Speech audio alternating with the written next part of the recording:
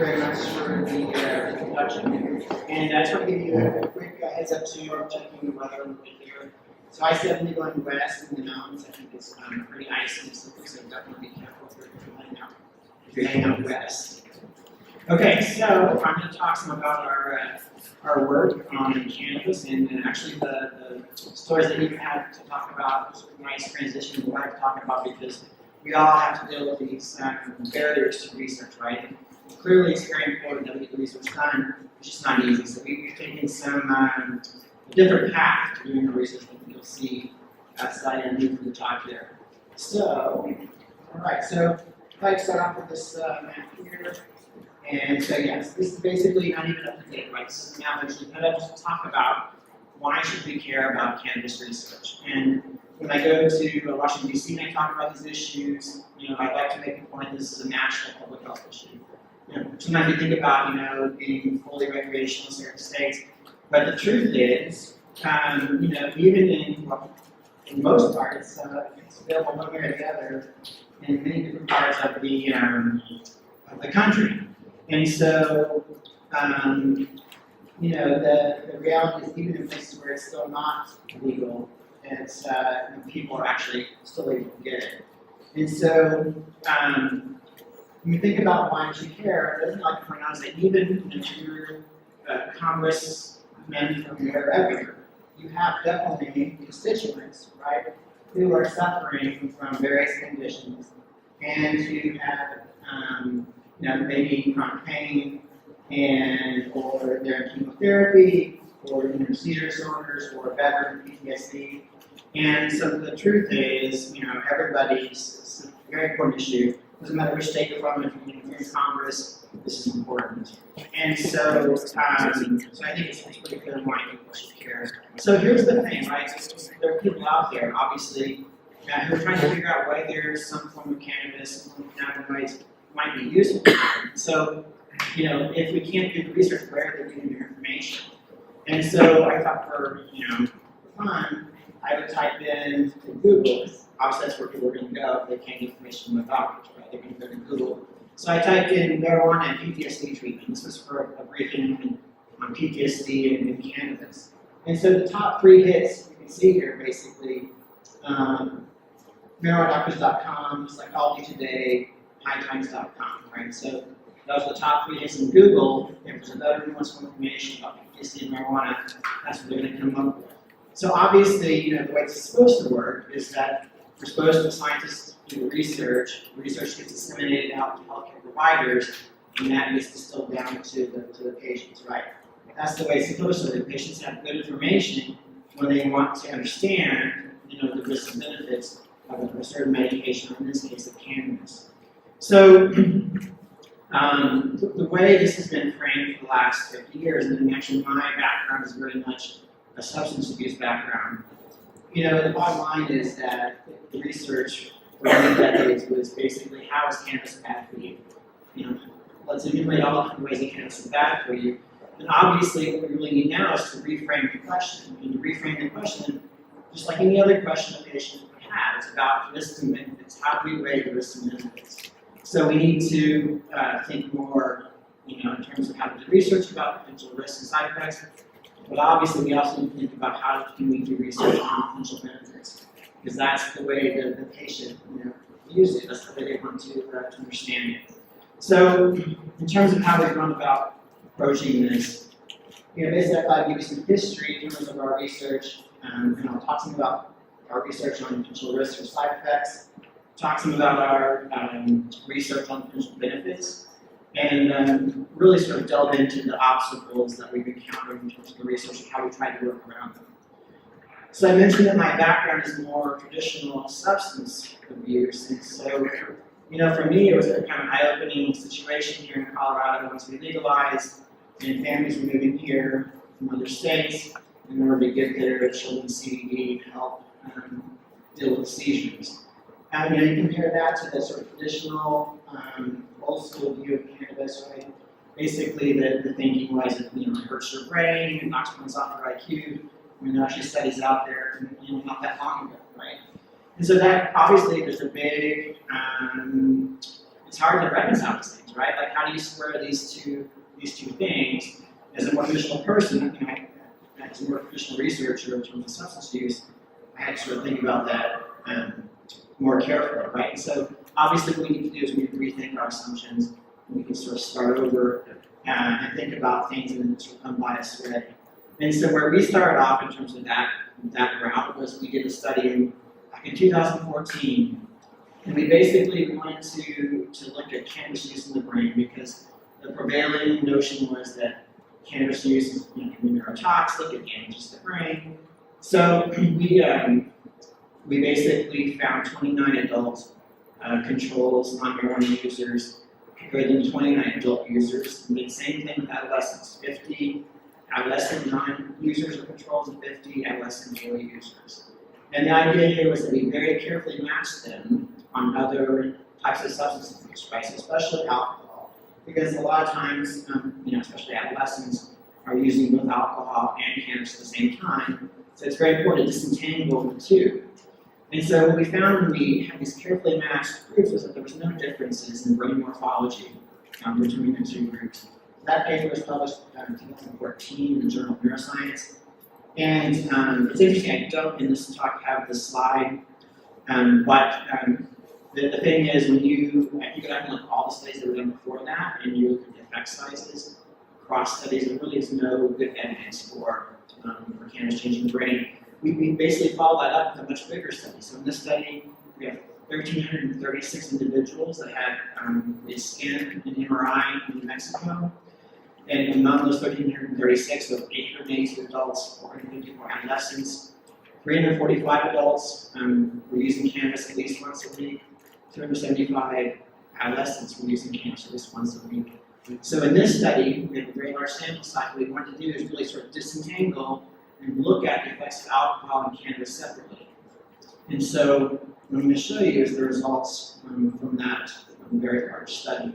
So what we're looking at here is we're looking at the adult sample, and we're looking at the effects of alcohol versus the effects of cannabis on gray matter density, right? So they go through the MRI, we look at gray matter density. We want to know if there are any places in the brain where we're showing reductions in gray matter density. So where you see color in these brain maps is basically where we're showing a statistical effect in terms of a reduction in gray matter volume or gray matter density. And what you can see here is that alcohol, if we look at alcohol and control the effects of cannabis, statistically, we see pervasive effects of alcohol on gray matter density. When you look at the effects of cannabis while controlling alcohol use, we see no effects of cannabis on gray matter density. So when we look at white matter, these are the fiber bundles that connect to parts of the brain, white matter integrity. When we look at the effects of alcohol, again, pervasive effect of alcohol on white matter integrity. When we look at the effects of cannabis, no effect of cannabis on white matter integrity. When we look at adolescents, and we see basically no effect of alcohol or cannabis in terms of brain matter. And it's not surprising, right? Because with adolescents, with alcohol, it's cumulative exposure over time. It really causes these sort of neurotoxic effects. And adolescents, they just have not been using alcohol that long, so we don't pick up the effects yet with alcohol or cannabis. And we look at white matter, we see some small effects of alcohol and no effects of cannabis.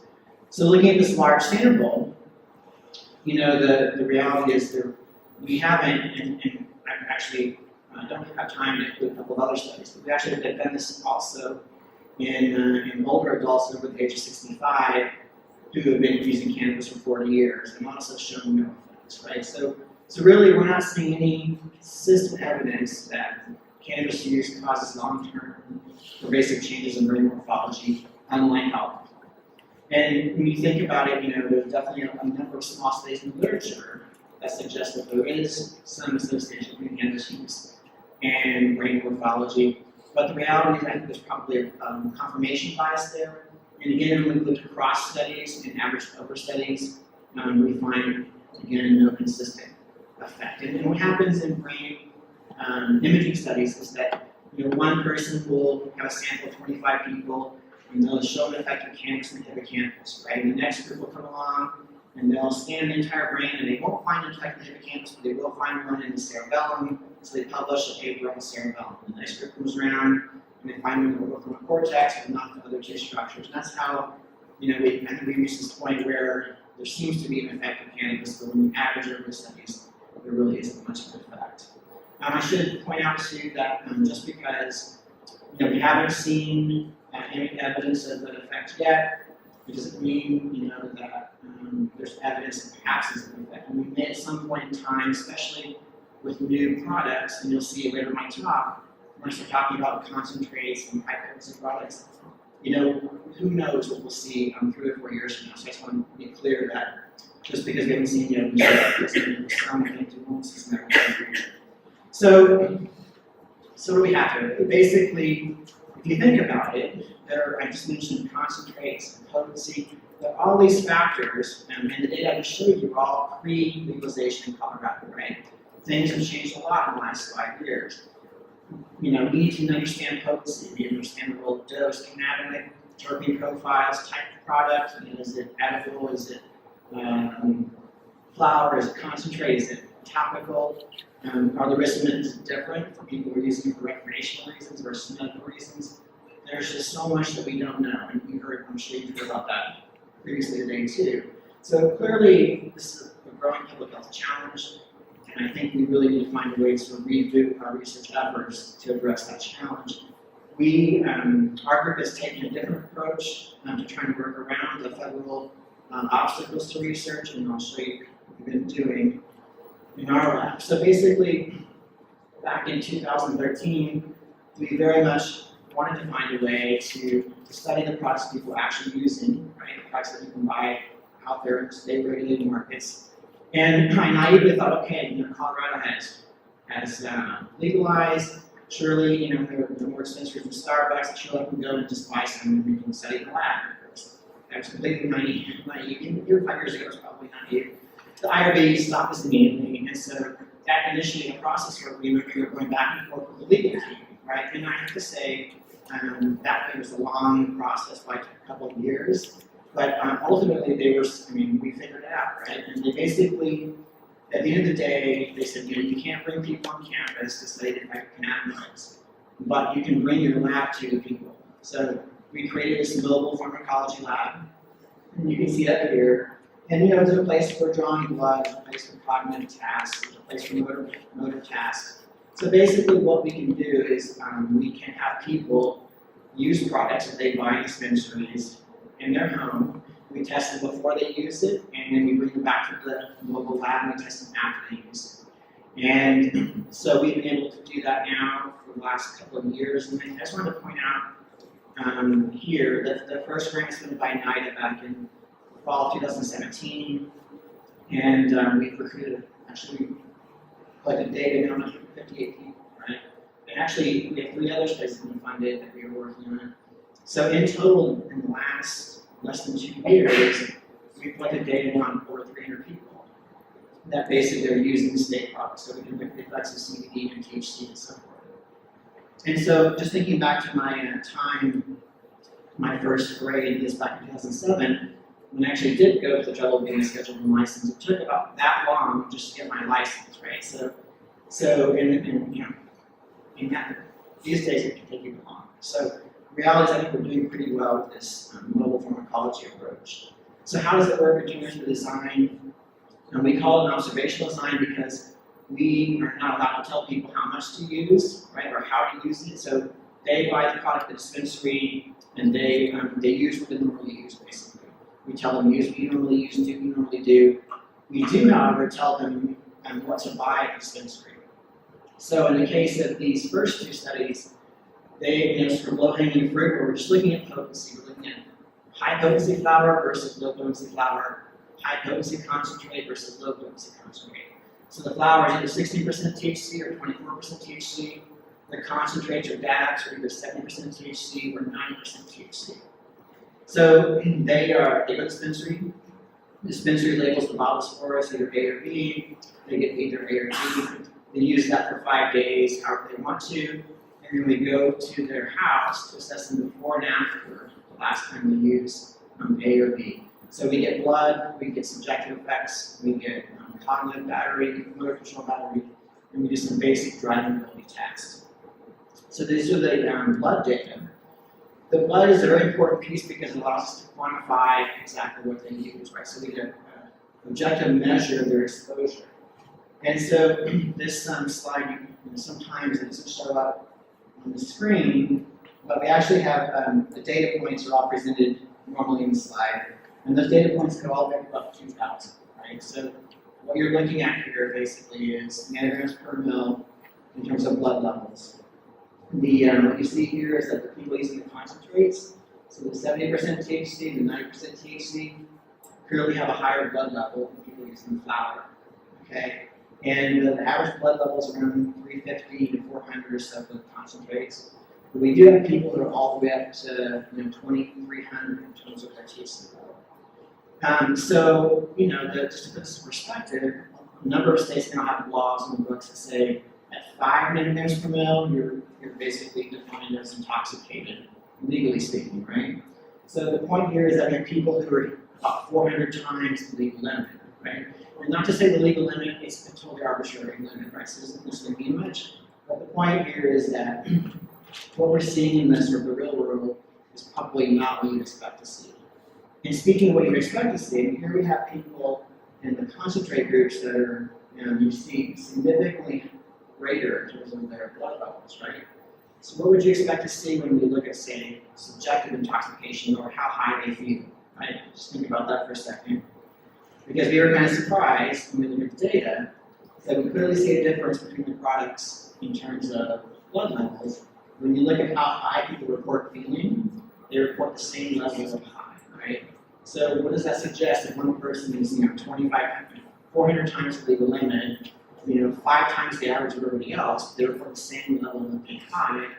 What that suggests is something's going on, maybe super high tolerance, saturation receptors, desensitization receptors. There's something very interesting going on here that people are using a lot, which we don't quite understand yet. And actually, we need to understand it because my big question here is when those people decide they want to quit using, what happens, right? When you're basically walking around every day with a level of 23 nanograms per mil, and you look just fine, right? Because they do seem fine in the band. What does that mean when they try to quit? That's a question you need to answer. When we look at the cognitive effects, we see that everybody makes more verbal recall errors, which is a sensitive cognitive task. But again, there's not really any differences across the potency groups. So I should say too, the other big piece of this we're looking at, this was again sort of the first study. The second study is looking at combining THC and CBD. And in fact, pretty much every study that we're doing now, except for the one I showed you, is basically comparing CBD only to THC plus CBD 1-to-1 versus THC only. So when people basically use these 3 groups, so that THC only, THC plus CBD, CBD only, this is the kind of thing that we typically see in terms of memory and other tests, right? And we basically see a difference across those 3 groups in terms of combination of CBD with THC or CBD only, where basically CBD is showing obviously better memory, better cognitive control, less intoxication. So it does seem to be that the more CBD we add, the better the side effect profile that we get. Okay, so let's talk now a little bit about some of our work, kind of some of our work in terms of medical patients. And the interesting thing here is that even though there hasn't been a lot of research in the U.S., Sativex, which is a medication also developed by GW Pharma, preceded Epidemic. It's a 1-to-1 THC-CBD ratio. And it's been approved in a number of countries in Europe, also Canada, since 2005. And so we can look to that literature to learn a little bit about what are some of the side effects or risks in medical patients of a 1-to-1 medication. So when we look at the adverse effects of Sativex, there have been a number of phase 3 clinical trials, because of course in Europe and in Canada they also had to get this approved by their versions of the FDA. So there were phase 3 clinical trials. After it was approved, there were registries, right? So we can look at sort of the phase 4 kind of stuff. And so when you look at some of these data, and here's a study, data from the study, 941 patients. The mean number of days of use was 954 days of use across those patients. Mean dose per day is 14.6 milligrams of THC and 13.5 milligrams of CBD. And so the most common side effects were dizziness and fatigue, those dissipated rather quickly after initiation and use. And they found no evidence of abuse, liability, or diversion, no evidence of short or long-term cognitive effects. And so clearly they're not finding a lot in terms of adverse effects of Sativex, even among these patients who've been using a long-term and a fair amount per dose. And just for fun, I took these two pictures up here. This is actually GW's Sativex on the left. And the funny thing is, if you look, you go online and Google search, you find that Lilly was producing an extract back in 1909. So 100 years between the two, but obviously somewhat similar. And it just strikes me that again, it's been around for 100 years, and here we are, and I'm still talking about it, right? Okay. So summary risks in terms of recreational users. We do see short-term adverse cognitive effects. There's potential for misuse, potential for cannabis use disorder. CBD may mitigate some of those effects. We're still collecting data on that question. In terms of medical users, there's not a lot in terms of the risks, although it does seem like in the short term, acutely, you're going to see some cognitive disruption, potentially with those products in that population. But no indication of long-term cognitive effects, and again, CBD may mitigate some of these negative effects. So what about benefits? So the National Academy of Sciences is administering a report back in late 2016. I was had the pleasure of working on that committee, but we found evidence for, and I would say conclusive but modest effect sizes in terms of chronic pain, chemotherapy-induced nausea, and spasticity, moderate evidence for pretty safe outcomes.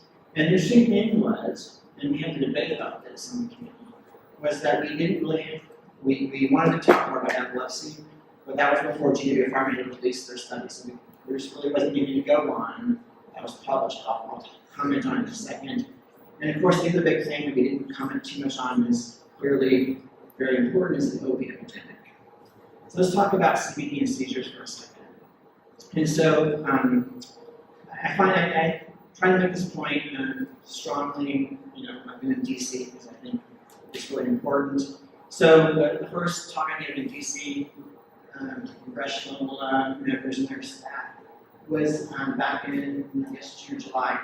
And so basically, the FDA committee had just recommended approval. This was back in April 2018 of Epidemic, right? So that's April 2018. But if you look at the literature, and I'm sure some of you have, many of you have, you can find studies going back to the late 70s, actually even 1973, so between 1973 and 1980, there were a number of studies that suggested CBD had anti-seizure activity, right? So for me, I'm sure it must be more frustrating for many of you, but even for me, it's just incredibly frustrating to think about the fact that it took 45 years, right? There was a signal back in the late 70s, but it took 45 years for this to be approved by the FDA, for it to reach that point, for it to be developed at that point. And it just seems to me that, that's a failure of our system, right? It's a failure of the regulatory structure that we have, and maybe a failure of the scientists too, right? So that should have happened a lot sooner than 45 years. So then, I just sort of pivoted to talk about the opiate epidemic, right? So here we have in the middle of an opiate epidemic, a lot of people are dying, and it's very clear people are now motivated to do something and do something about this. And of course, there's some question about whether cannabinoids may be useful in terms of helping people who want to stop using opiates. And the question here that I give to people and bring to people is it going to take 45 years for us to do that research, right? How long is it going to take for us to do that research? And obviously, the obstacles don't make it easy. Why should we do the research? Well, if you look at the research that's already out there, it's not your sort of gold standard research that we want to have to know to really answer the question, but there are some cross-sectional studies. This is a good example of a study with 828 patients. It's just a questionnaire study, survey. But basically, we have 97% are saying that they agree with the idea that cannabis helps them to decrease their opiate use, right? So there are a number of studies out there like that that suggest that patients are already actually using cannabinoids to deal with their opiate problem. When you look at bigger studies on prescription data, there have been now a number of studies published looking at prescriptions for opiates in states with medical dispensaries, and this is a fairly well-known and one cited fairly often, has good methodology, but they basically found that there were 3.742 million fewer daily opiate doses in states or in areas where there were dispensaries. And there are a number of other studies, similar studies like that. So it doesn't mean that cannabis actually does help people who are trying to quit opiates. It certainly suggests that we should be trying to find that out, right? We need to do the studies to determine whether it actually does something or not, whether it's just a placebo effect. Does it really help people with opiates? So, I think that's the bottom line. It's time to do some work, some serious work on the issue of cannabinoids and opiates. I should also mention to you, I didn't hear, but there are a number of studies in animals now, and also a nice, well-controlled external study in humans looking at cannabinoids and oxycodone, showing that cannabinoids actually reduce the amount of oxycodone necessary to wean analgesics. So clearly there's something going on here, a medium animal literature, and we need to do some more work there. So what about veterans and PTSD? It's something else we didn't really cover in the National Cannabis Report. And so it's interesting to me that the American Legion has really gotten on board with this in terms of pushing for more research. And it makes some sense that, as veterans with PTSD might see some benefits. What are some classic symptoms of PTSD? Well, sleep disturbance is a classic symptom. Oftentimes, veterans with PTSD have comorbid issues with pain and opiate use. There's some suggestion that cannabis reduces anxiety, although it's still not entirely clear. And there's just some nice work going on by some of my colleagues in Michigan who are looking at specific mechanisms by which cannabis may actually be used for PTSD. So the bottom line is there's a fair amount of, again, there's several reasons I think it might be useful, but no real trials, well, maybe a couple of trials going on, but still not a lot of progress on this front. And the American Legion sort of pushed a little harder on this, has done their own survey of veterans and shown that basically 92% of all respondents in their survey of veterans support medical research on cannabis, 82% support legalizing medical cannabis. So the reality is that they actually have a strong voice. I think they've done a good job of pushing and advocating for more research. So just in terms of an overall summary here, again, it's all about weighing risks and benefits. And some of the research I showed you on the risks, does this seem to be we're seeing consistently in terms of risk to brain morphology or long-term cognition. Abuse potential is still kind of an open question. And in terms of benefits, there is some evidence clearly for pain, for nausea, sleep, obviously epilepsy, and we're still not sure about opiates and PTSD, but we really need to do that work. So in terms of our efforts, I think it's interesting because we've certainly been pushing the public health angle. This is important for public health, and it has obvious significance for public health. And we've made some headway recently in terms of NIH, and we have a cannabis and pain grant that's been funded. We have a cannabis and anxiety grant that's been funded. We want to understand more about some cancer patients because obviously cannabis use for cancer patients is really important and a big deal. And if you know anybody who suffered painful neuropathy from chemotherapy, and has taken CBD or a combination of CBD and THC, that is, your heart goes out to people who need to do that work. There's also some issues there in terms of how does that work in terms of cognition and cancer patients, and so we want to do some more research there. The interesting thing is we also had a grant recently that scored really very well on looking at cannabis and diabetes risk. And the idea here is that there's interesting discrepancies in the data about cannabis and diabetes risk, and we basically said, hey, we really need to do some work here because obesity and diabetes is a big problem in our country, and we should understand what this process of legalization might mean for that particular disease state. Obesity reduction, I think we're making progress there, and then this is particularly one of the things that interest me the most about this field. Some of you probably know this, but the demographic where cannabis use is increasing the most is our aging population. So over the age of 60 or 65, that's the demographic that's increasing the most in terms of use. What does that mean? Are they finding that it reduces pain and inflammation? maybe what's in terms of cognition, right? So it's I think a very, very important study that we should be doing. So oftentimes, and this is interesting because this is where the last session kind of ended too, especially if I'm talking to people, and my experience with people in Congress, especially the staffers, they're very, very motivated. They want to help. They want to change things. And so I always end up with a slide like this, basically saying that it's not the research we're doing now is not enough. We need to do a lot more research. We need barriers to be removed. We need to find a way to study the products that are available out there in state-regulated markets, whether it's a safe haven for states, right, where people, administrators have to worry about being taken to task by the DEA, or if they're just taking up the schedule, something needs to happen because the situation today really very much is the cart in front of the horse, right? That the legalization and access to cannabis is far outpaced the data on safety and efficacy. So we need to turn that around. So I'm going to just acknowledge my wonderful collaborators, my colleagues, and the team that we have that's been working on these projects. They're all very dedicated and devoted to this issue, and I very much appreciate their help. I'm going to stop there and take some questions. Thank you very much.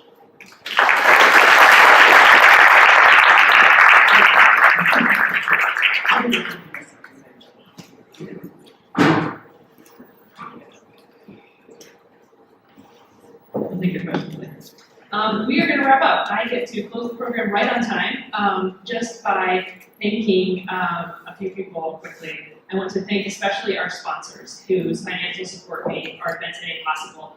A big thank you especially to Greenwich Biosciences. Thank you to Saving Grace. Thank you to Stratos. Thank you to Colorado Body Design. Thank you to Mallinckrodt Pharmaceuticals.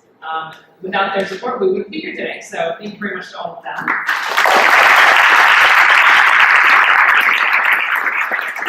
I thank all of our speakers again. It's pretty rare to have so much expertise, wisdom, and knowledge gathered together in one room. We are very grateful for the insight and knowledge that's been shared with us today. A lot of great, brilliant minds joined us today, so I hope you appreciate it as much as I do. The great information that was shared with us today. Thank you to all of our speakers, especially. I want to thank our planning committee and our staff who have worked very hard over the last couple of months to put together what I think is a pretty